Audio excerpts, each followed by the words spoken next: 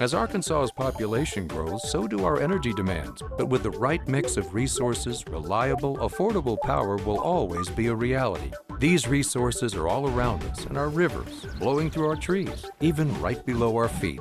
The answer isn't focusing on one resource, it's embracing them all.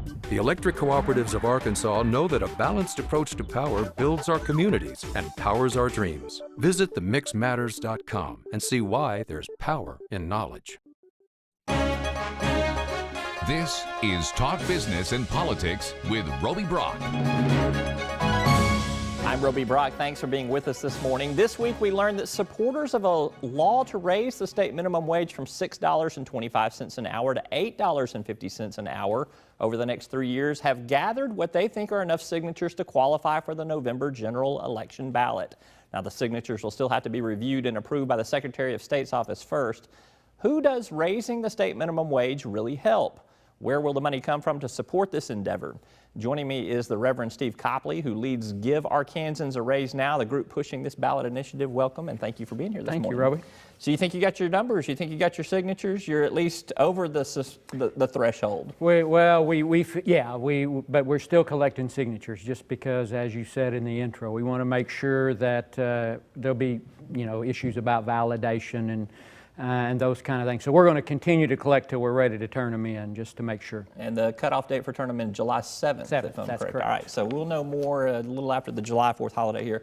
I want to pull up a poll that we did recently back in April to gauge support for the minimum wage. We found, when we asked people this in our Arkansas Talk Business Arkansas Hendrix College poll, 79% support raising the minimum wage, the state minimum wage, 17% opposed. Do those numbers really surprise you?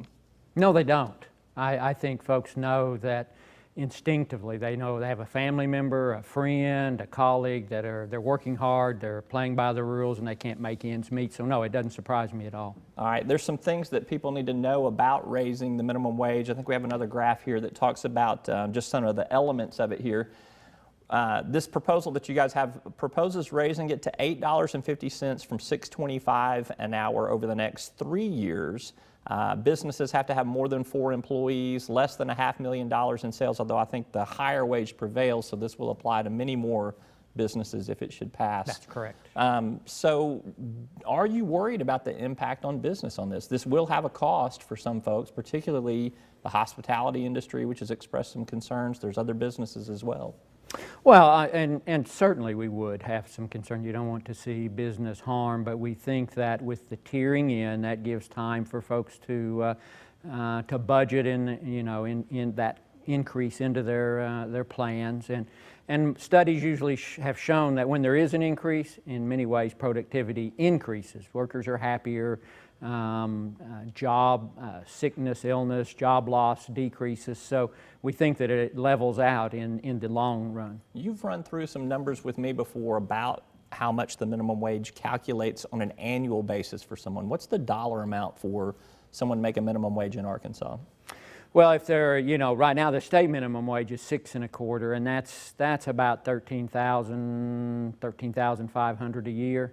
And what's interesting is if you say somebody spends $100 a week on groceries, there's $5,200. If they spend $300 for their housing a month, they've spent $9,000, and they've just bought their groceries and their housing, and those are probably low figures. So you have automobile, gasoline, insurance, clothes, and folks just can't make those ends meet. We've seen some Democratic candidates, Senator Mark Pryor, Democratic nominee for Governor Mike Ross, have come out in support of this measure. I want to kind of pull up a third graphic that we have here about where some contributions from the Arkansas Interfaith Alliance, which is you're part of and is working with on this issue too. Big dollars coming from this group to help underwrite this cause. You've got Pinnacle Structures, which is a business in Cabot. You've got a couple of different unions here with some big dollar contributions, the Democratic Party of Arkansas. I guess I have not seen any Republicans come out in support of raising the state minimum wage. I've asked a few, and they've been undecided at this point in time. Are we going to see some bipartisan support for this issue eventually? Well, that would be our plan. We're concerned about the issue because it's the right thing to do. People need more money in their pockets, and we've said from the very beginning, anybody who would like from any party to endorse this, we would be very welcome, very entertaining of that. Are you working on some potential Republicans right now? We are going to begin to do that, yes, to reach out to them and encourage them and see if they would endorse this. So it really is, from our perspective, a bipartisan effort, and we'd welcome anybody to be part of it. All right, Reverend Steve Copley with Give Arkansans a Raise Now. Thank you for being with us this morning. Thank you.